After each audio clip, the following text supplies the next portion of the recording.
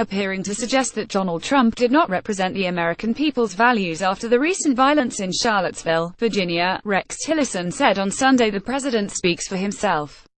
The U.S. Secretary of State was responding to questions about Trump's assertion that many sides were to blame when white supremacists and anti-racism protesters clashed in Virginia on the 12th of August. One person died and many more were injured when a suspect who demonstrated with white nationalists at a so-called Unite the Right rally rammed his car into a crowd of counter-protesters. Days after an official White House statement attributed to Trump blamed the violence on many sides, Trump went further in a testy exchange with reporters. "You had a group on one side that was bad and you had a group on the other side that was also very violent," Trump said.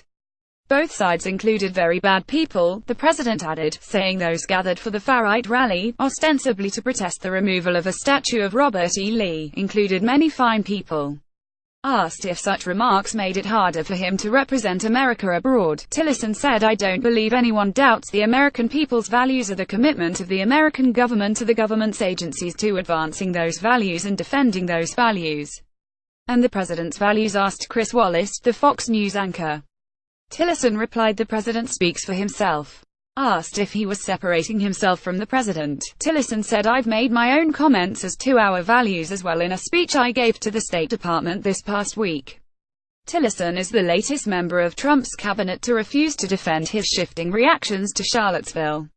Earlier this week, Chief Economic Advisor Gary Cohn was quoted by the Financial Times as saying the White House can and must do better to condemn racist groups and should do everything we can to heal the deep divisions that exist in our communities. Cohn contemplated resigning, according to several reports.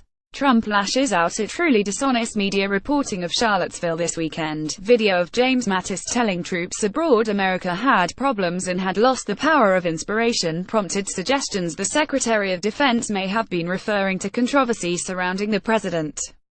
Dozens of Republicans joined the backlash to Trump's response, which not only drew a moral equivalence between Ku Klux Klan sympathizers and neo-Nazis and those opposing them, critics said, but came too slowly after a horrific instance of violence.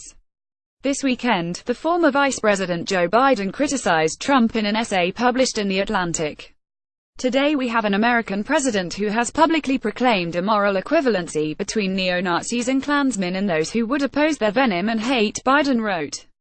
"We have an American president who has emboldened white supremacists with messages of comfort and support." In a campaign-style rally in Phoenix, Arizona, on Tuesday, Trump defended his controversial remarks and blamed the media for misrepresenting what he said.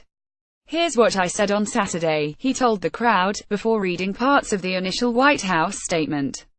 In his reading, he left out 3 keywords he originally used to describe the violence on many sides.